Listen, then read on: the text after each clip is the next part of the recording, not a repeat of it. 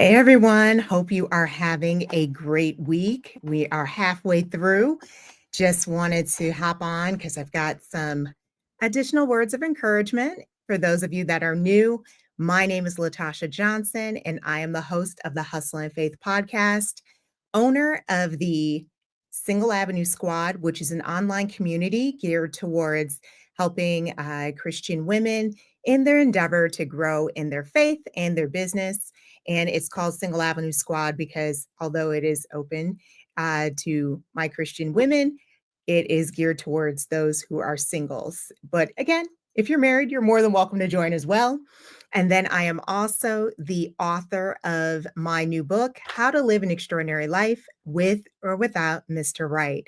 And so today's topic that we're going to discuss is, are you using your time wisely? Again, are you using your time wisely? Feel free to, in the event that you are joining this late or in the replay, feel free to leave comments or in the chat box as well. So the way that this is going to work is that I'm going to be reading an excerpt from my book, again, How to Live an Extraordinary Life with or Without Mr. Right. And I'm going to be reading excerpts from the book, and then I'll have questions on the screen. So again, feel free to comment in the chat box as you see fit, and I'll be checking that frequently. Okay. So let's go ahead. In the event that you have the book, I'm going to be reading from page 120, page 120. But again, no worries. I'm going to read from an excerpt from the book. Okay. And then while I am reading, I want you to keep in mind this question right here. Why should we learn from the mistakes of others? Okay. All right. Even though not much is said about Abigail, there are several lessons we can learn from her life. I'm sure it's safe to say that her marriage to Nabal was not the marriage Abigail envisioned for herself. Due to cultural customs, Abigail was most likely pressured to enter this marriage. Abigail could have easily wallowed in self-pity. After all, she was yet another example of a married single woman. She was married in name only. Her husband didn't love her. He didn't treat her as his queen. He didn't value Abigail. He viewed her as another item that he possessed. Her marriage serves as a cautionary tale for those of us on Single Avenue. And so my question to you is, why should we learn from the mistakes of others? And again, if you have any comments, feel free to put that in the chat box, or if you're watching this on replay, feel free to comment in the comment section. But I believe that we should learn from the mistakes of others for the very obvious reason, not wanting to repeat those mistakes personally. I have no desire to go out there and make mistakes unnecessarily. Time is such a scarce resource. It is the only resource that we cannot get back. And so I'm very adamant on making sure that I make the most of my time. I hate making mistakes. I'm a bit of a perfectionist. I'm trying my best to recover from that because I know I'm human and I will make mistakes. But I'm not one of those folks that really wants to get a degree from the School of Hard Knocks. Okay. I don't want to. If I can learn from someone else, I'm going to do so. So one of the reasons why I really believe that we should learn from the mistakes of others is so we don't have to repeat those ourselves. And not just that, but in doing so, not making those mistakes places us in a position to reduce the time it takes for us to figure out the plans that God has in store for us. So I definitely do not want to waste unnecessary time when making mistakes when I could have been closer to the goals and plans that God had in store for me. But instead, if I don't learn from other people making mistakes, I'm doomed to have to actually go to the School of Hard Knocks, learn that lesson. There's so many detours that I know for a fact that I have been on that I didn't necessarily need to go on. And so, at my big age of 42, I am trying to make sure that I do not have to waste any more unnecessary time. So that's one of the main reasons why I believe that we should learn from the mistakes of others. And I'd love to hear in the comments if you, um, if you also share this sentiment as well. So feel free to comment. Okay. Otherwise, I'm going to keep reading. Let's go on to question number 2. So, question number 2 is describe Mary and Martha. Okay. Martha and Mary are two of my favorite people because I feel like I share. Um, I share different characteristics from their personality. So let's go ahead and read from that. So I've got 2 different pages I'll be reading from that. The sad thing is that, like Martha, many women on Single Avenue get consumed by the cares of this world. We're so busy preparing for the future that we fail to enjoy the present. Martha equated busy work to being productive. She was busy working on the wrong things. Martha wanted to serve Jesus, but failed to enjoy his presence. Instead, she threw herself a pity party, complained to Jesus about Mary, and commanded Jesus to force Mary to help her. Much to Martha's surprise, Jesus' response was not the one she expected. Okay. And now I'm going to read a little bit about Mary. Okay. Mary's unbothered demeanor enabled her to acknowledge and accept the fact that there was a time and place for everything. Mary wasn't worried about what anyone thought about her, including her sister. I've always, hey, Ashley, how are you? I hope you're doing well. Thank you for joining. All right. Sorry about that, guys. Okay, let me get back to reading. Okay. I've always thought it was interesting that Mary didn't bother arguing with Martha. She ignored Martha's complaint. Mary's main desire was to spend time with Jesus and pick up all the gems he had to drop. Contrary to what Martha may have felt, I don't believe that Mary had any intention of shirking her hosting responsibilities. At that moment in time, Mary knew that there would be plenty of time to address her responsibilities. Mary sensed that it was much more important to take advantage of the opportunity to spend time with Christ rather than performing the duties of being a good host.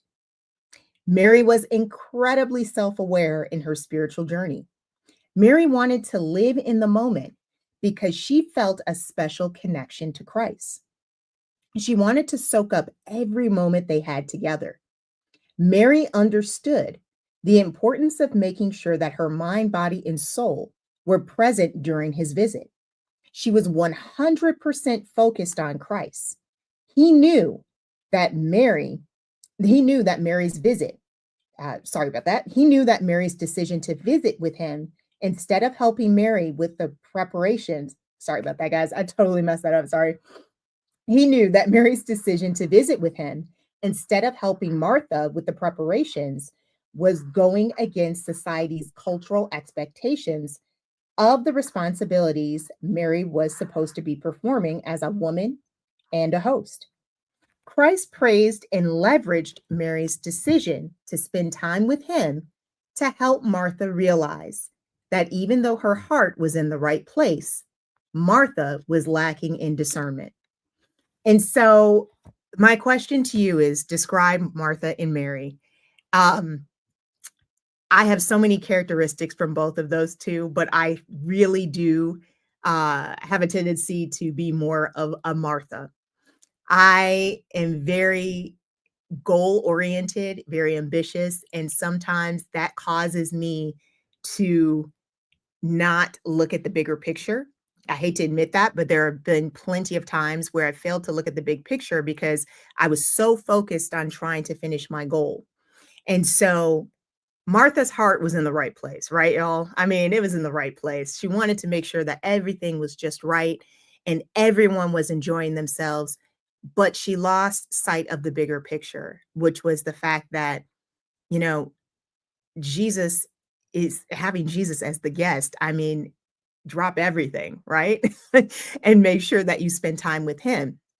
And I know she was probably thinking that if she pulled a Mary and went to go spend time with Jesus, she was probably thinking, okay, well, who's going to cook the food? Who's going to do this? Who's going to do that? I mean, they didn't have Uber Eats, they didn't have dishwashers and all this other stuff. So she was probably really stressed having all of the, having him over as a guest and all that good stuff. But um, I really do believe that Martha oftentimes gets a bad rap. But at the same time, I understand why, because she failed to look at the big picture, which was the fact that she was supposed to be spending time with Jesus, right? She was, you need to make sure that you have a balance. Spend time with the guests that you are trying to entertain. Like, there's nothing wrong with taking a break. And I do admire that about Mary. Mary has such an unbothered demeanor. There are several things in the book. I talk about both Mary and Martha, obviously, but there's so many things about Mary that I admire as well. She was very unbothered. She looked at the bigger picture. She didn't care what people thought about her. She did what she needed to do. She honored Christ the way that she saw fit to honor him. And if you think about it, that was pretty bold of Mary to not go help Martha out in making sure that Martha was okay with her hosting responsibilities. That was pretty bold because many times, the women were responsible for doing a lot of the hospitality when they had guests. So for Mary to go treat treat herself as if she was one of the guests probably was why Martha was so upset. And so I do admire the fact that Mary had the courage to do that. So, yeah, that's what I see about Mary and Martha. They both have amazing qualities, but again, Mary's wins out on this one, obviously. All right. Oops. All right. So now we've got question number 3. Why do we allow our sensible side to win over our faith? Okay. So if you have any comments or questions, feel free to put that in the chat box. I'll be checking that periodically, especially if you guys are in the replay gang too. All right. So let me go ahead and read this question. Why do we allow our sensible side to win over our faith? If you have the book, that's on page 125, but no worries. I'm going to read that out loud. So the sad thing is that, like Martha, many women on Single Avenue get consumed by the cares of this world. I'm reading this again. So I did read this earlier, but I want to read this again in order to discuss this question, okay? So the sad thing is that, like Martha, many women on Single Avenue get consumed by the cares of this world. We're so busy preparing for the future that we fail to enjoy the present. Martha equated busy work to being productive. She was busy working on the wrong things. Martha wanted to serve Jesus, but failed to enjoy his presence. Instead, she threw herself a pity party, complained to Jesus about Mary, and commanded Jesus to force Mary to help her. Much to Martha's surprise, Jesus' response was not the one she expected. So my question to you is, why do we allow our sensible side to win over our faith? And I think we do. And what I mean by sensible side is, why do we, allow our sense of responsibility to win over our faith? And I think a lot of this has to do with the fact that we are so conditioned to trying to please other people. We don't want to let other people down because deep down we are seeking validation from those folks' opinions, and we have society cultural norms that we feel that we have to adhere to, and it's a lot of unnecessary pressure that we place on ourselves, right?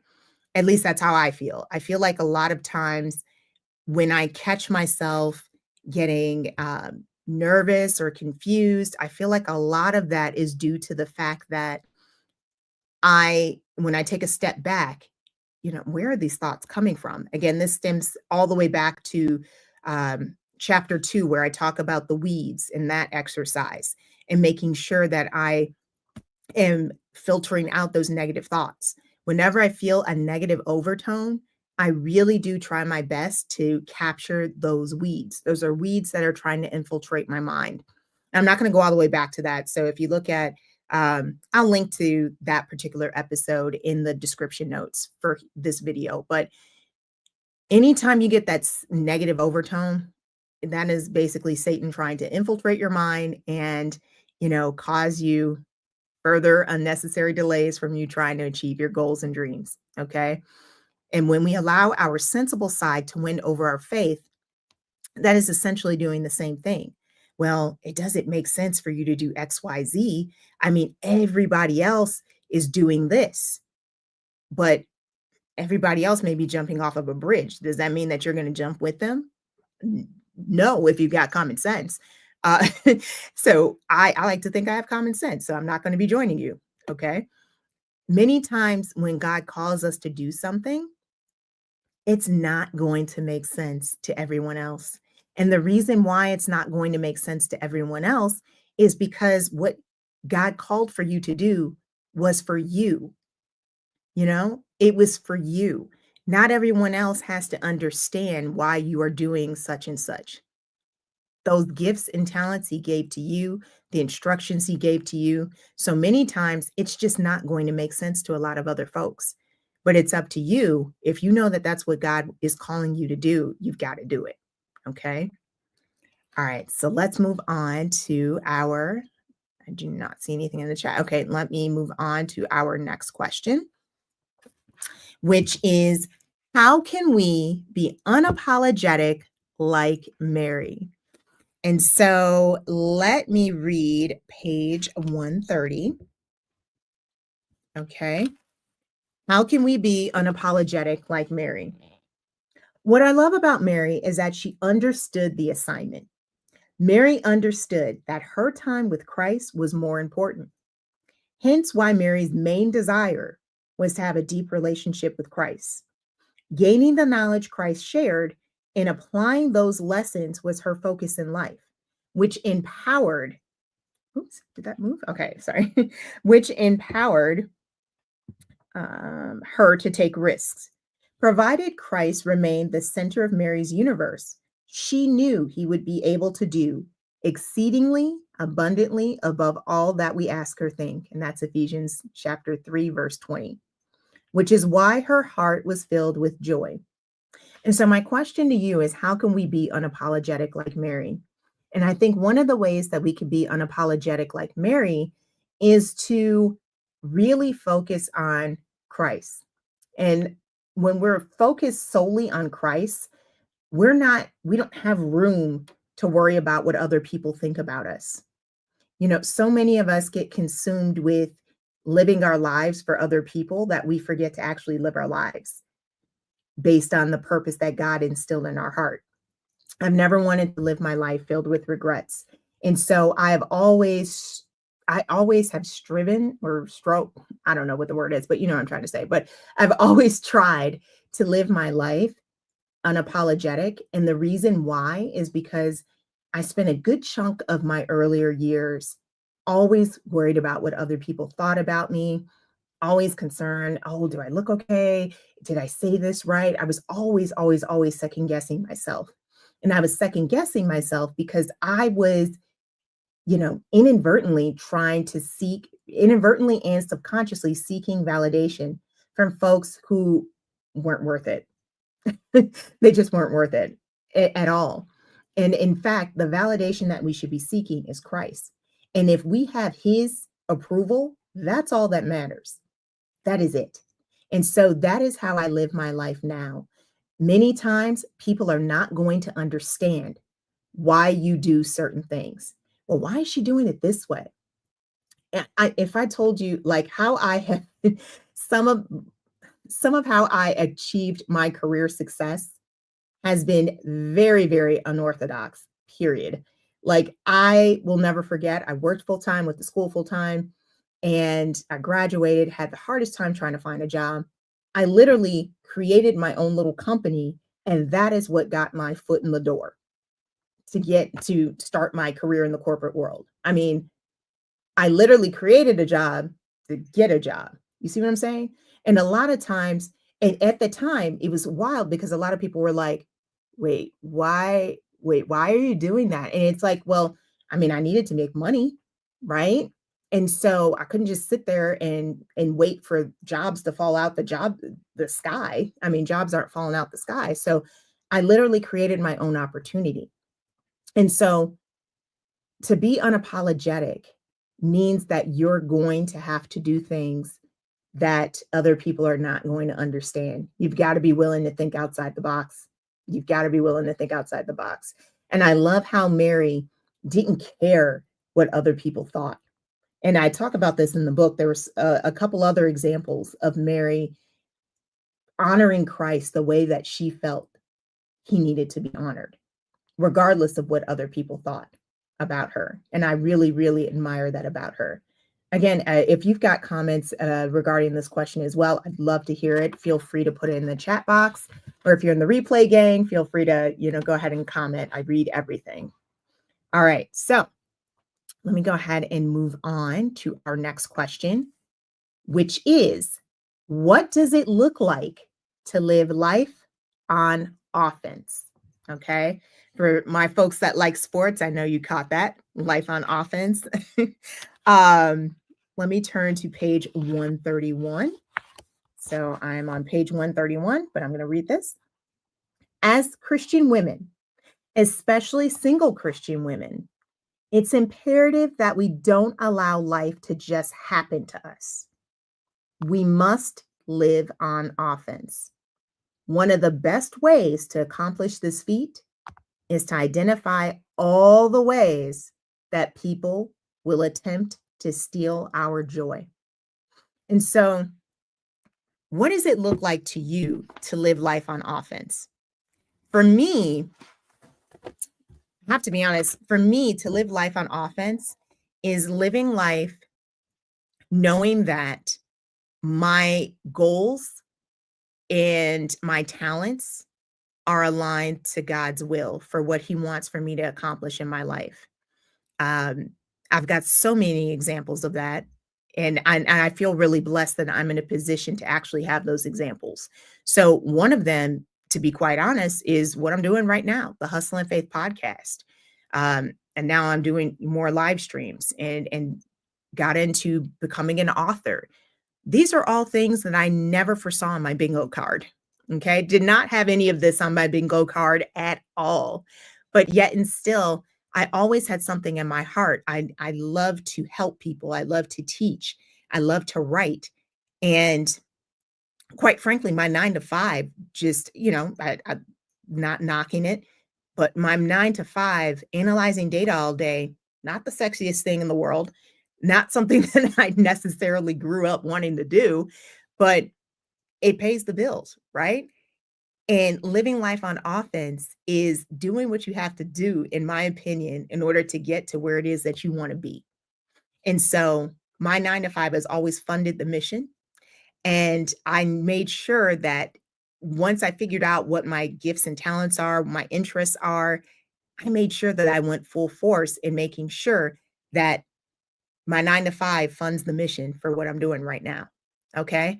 So what does it look like to you to live life on offense? What are you doing right now to prepare for your future? What are you doing to further God's kingdom? And I know that's a big question, and I'm not trying to attack you in any way, shape, or form if you feel attacked by that question, but time is moving on. It feels like someone has pressed the fast forward button. And it just feels like things are getting faster and faster.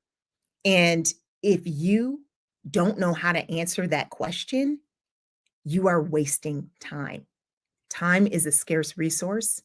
It is not, once it's gone, it's gone. We cannot get it back. So, what are you doing to help further God's kingdom? And the way that and if you can't answer that, that is okay for now. That is okay. But know that you need to have the answer to that question in order to ensure that your plans, your goals, where you're going in the right direction.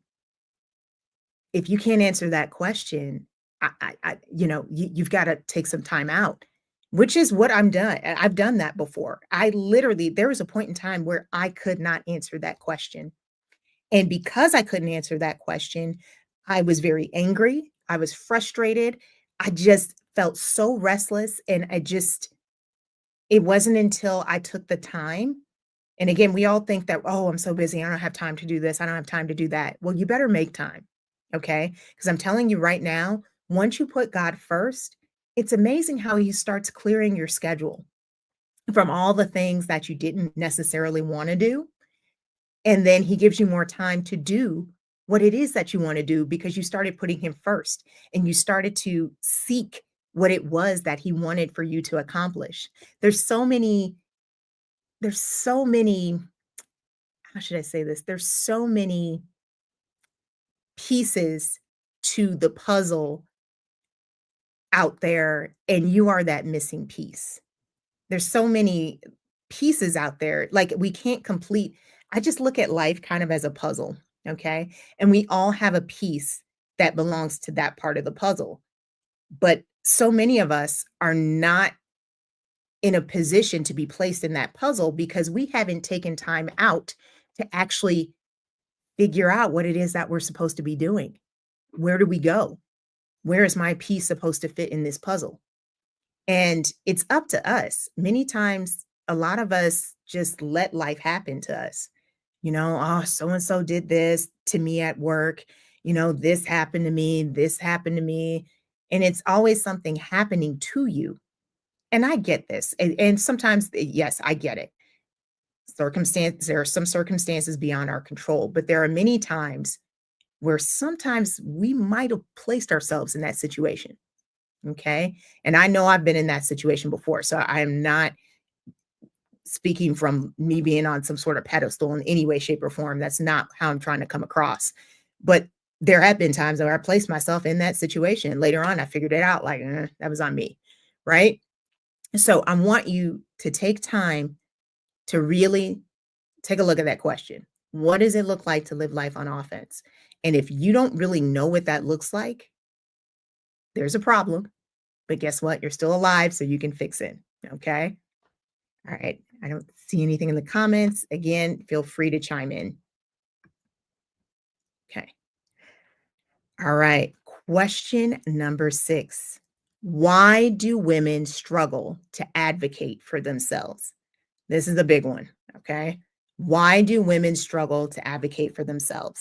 So I'm going to go ahead and read from page 136 to 137 in the book. And in the event that you are joining late, I am reading from my book, How to Live an Extraordinary Life with or Without Mr. Right. And all this information is in the comment section. This is the author's copy, so it won't have that on there, but this is a proof. All right. I want more women to feel comfortable advocating for themselves. If you do not let other people know that you are angry, then you cannot be upset with the fact that people will continue treating you as a doormat.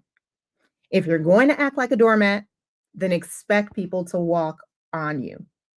You have already given those people the green light to mistreat you by not informing them that their behavior upset you. We need to get rid of this hesitancy in expressing our feelings. I don't want anyone to believe that they are not able to share their feelings. When you keep your emotions inside, you will end up feeling less than or not enough. And you have a right to express your emotions. You deserve to be treated with respect. Speaking from experience of someone who used to be a doormat, life is a lot more enjoyable when you speak your mind. And I cannot attest to that. Oof. I spent a good chunk of my early years being a doormat. And let me tell you, life on this side is so much better because it is exhausting feeling like you can't speak your mind. And I don't care. And again, as a Black woman, there's this stereotype of the angry Black woman and all these different stereotypes. I don't care because here's the thing. If someone makes me angry, I'm going to express, you made me angry. And I have a right to be angry. I will never buy into the stereotype or desire for me to not express my feelings. A lot of times people say certain things because they're attempting to silence you. And I don't buy into that reverse psychology crap. Like, I'm just not doing that. Oh, I don't want to come across as angry. No, if you made me angry, I'm going to tell you off. I will do so in my professional tone, but I but I will let you know if you upset me. Because if you do not set the tone for how people are to treat you, they are going to continue to view you as a doormat. And I'll be honest, I know I've ruffled a couple feathers by me defending myself. But guess what? Guess who went to sleep at night peacefully with their dignity intact? This girl. All right. So I want you to be in a position to do the exact same thing. So in the event that you um, have struggled with standing up for yourself, just know that you are not alone and realize that you are a child of the Most High God. Okay. We are made in God's image. And so we need to act like that. Okay. If you truly believe that you are made in God's image and you remember who you are and who you represent, then you know that you have nothing to be afraid of. You know that you have the power to speak your mind. You know that what you're saying is true and of good rapport. Do it. Then you have nothing to be afraid of. And you know, it is what it is. If you lose a couple folks because they realize, oh, well, she just told me off. Many times it's so funny. People have a tendency to people have a tendency to not want to be around someone that they can't control. And especially on the job, I've noticed this, especially in the corporate world. They get upset when people speak up for themselves because their whole desire was never to really get to know them. It was to control them. And here you are thinking, okay, I'm going to just go to work, do my job, and call it a day. A lot of these folks don't want that. They want you to go to this happy hour and suck up to this person and do this and do that just to make it up the corporate ladder. And I realized that early on in my career. And I realized I don't want to find out that my ladder was leaning against the wrong wall. I think that's such a very sad spot to be in. And I never wanted to really find myself in that position. So I early on decided, okay, I can't do this anymore. I do not want to be a doormat. These are the boundaries that I'm setting. And once I made that decision, it was just very peaceful. I'll leave it at that. It was just very peaceful. I didn't have anything to prove to anyone or anything. And I just did my own thing. And so I think a lot more women need to really own who they are, realize that they are made in Christ's image, and really embrace that. Because if you embrace that, you're not going to feel compelled to, oh, I got to suck up to this person, or, oh, I can't tell this person that they're wrong because they may be upset. None of that is going to matter anymore. And it's such a freeing spot to be in once you get to that spot. I'm going to be honest, it took me a while to get to that spot. Not saying that I've completely arrived, but trust me, it is way better than where I was before. If anything, I'm just like, whew, okay, let me count to 10 before I tell this person off. I have to be like, okay, let me count to 10. Because at first I couldn't even muster up the desire to do it. But now if someone crosses me the wrong way, I will respectfully, hey, we need to talk. And then I will let them know how I felt. And, it's on that person if they want to apologize. But, either way it goes, I got my point across. And there's never a repeat. That's the key. So another thing that I feel like why women struggle to advocate for themselves is because especially when it comes to, I don't know what it is, especially in business, I think so many of us have been conditioned not to negotiate for what we are worth. You have the right to negotiate. I don't know if a lot of people recognize this, but I talk about this in the book, and it's actually in the upcoming later chapters that we're going to be discussing, but we can negotiate. And you know why? We've got a couple examples in the Bible of why there's nothing wrong with negotiating. Do we remember in the Bible, there's a scene where Abraham negotiates with God. God, are you going to really destroy the city? What if I can find 50 people? What if I can find 10 people? And then they negotiate, they keep going back and forth. And then Hezekiah negotiated to extend his life longer. So I said all that to say this. If they can negotiate with God, why can't we negotiate? Right? I want you guys to think about that. Okay. So when people start saying, "Oh, I don't know, you should just be happy with what you have," and there's nothing wrong with being happy with what you have, but if you've gained additional skills, and I'm talking from a business perspective, especially if you've gained additional skills, you work hard, it's okay. It's okay, really, to charge what you're worth. Don't let anyone talk you out of that. Okay. All right. Okay. All right. So I think we've got one last question here. And so, what does it mean to be wise as a serpent and innocent as a dove? Okay. So, for this particular question, this is the last question. I'm going to read the verse. Okay. And this is Matthew chapter 10, verse 16. I am sending you out like sheep among wolves.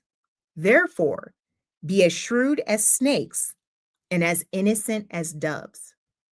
So I would love to understand what your interpretation of this verse is.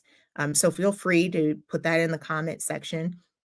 But what I believe that this verse means is that, you know, there are so many, how do I say this?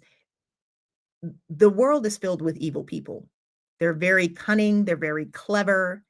And then you have Christians that are innocent as doves.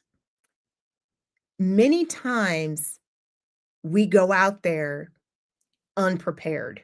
Okay. I hate to say this. We go out there unprepared because we think that, oh, we can't fight back. We've just got to keep giving people all these the other cheek. And we have a tendency to take certain verses out of context, but that's another subject. But we need to be wise when we go out there and interact in the world. Okay. You can still have a Christian demeanor, but be sharp and wise. You don't have to be a doormat. And I think we do ourselves a disservice when we don't charge what we're worth. We don't have the confidence in our capabilities to let people know confidently what we have to offer and who we are and what we represent. And we do ourselves a disservice when we don't believe that we can deliver on the things that God has promised that we are in a position to do. So we need to be more, yeah, I mean, that's how I take that verse. We can be meek and humble and all that good stuff, but we have to have a balance. We still need to make sure that we are letting folks know that we are not a doormat. Okay. And so that's where the shrewd as a serpent comes in at, because they are known as being more cunning, kind of in a position, they know where to go. Um, just thinking about how snakes are able to easily maneuver different situations. And we need to possess some of that flexibility as well. Flexibility and knowing when to pivot, knowing which battles that we need to fight, which ones that we need to avoid, and just avoid mainly because we know that it's not worth fighting. So that's what I think that verse means. I'd love to get your take as well. Feel free to leave that in the comment section. And that is it. So I really do appreciate you guys that attended the live. Ashley, I'm not sure if you're still here. I can't see, but I really do appreciate everyone that has attended the live tonight. I wanted to let you know about a couple upcoming events. Be sure to sign up for be sure to sign up on the Hustle and Faith website. And I've got some other websites as well, the Single Avenue Squad, as well as the my author website, which is not on here, but that's okay. I'll leave it in the description. But we've got the Hey, 24-hour boss. Good evening. Thank you so much for showing up. I apologize. I'm actually getting ready to end this. I just wanted to say hi though, but thank you so much for attending. I'm just sharing right now some of the upcoming events that we're going to be having. So make sure that you are signed up for the Hustle and Faith website. We're going to be having some workshops that are coming up. So I'm going to be teaching in the event that you are curious and want to learn more about how to self-publish your own book, audiobook, how to launch a podcast, make sure that you are on my mailing list because that will be announced to those that are on the mailing list. Okay. Then we have the Single Avenue Squad Challenge, and that's ongoing. Again, I am thoroughly, thoroughly appreciative of all the support. Thank you so much. I appreciate that. I truly do. I'm going to be doing more of these lives. So thank you so much. Um, I truly, truly am very appreciative of those that of you that showed up and continue to support the Hustle and Faith, um, uh, the Hustle and Faith endeavors that we're doing. So once again, thank you so much. I'm going to be live again next week, 7 p.m. Central. So in the event that you are able to join me, let's do this again. All right. Take care. Have a great evening. Bye.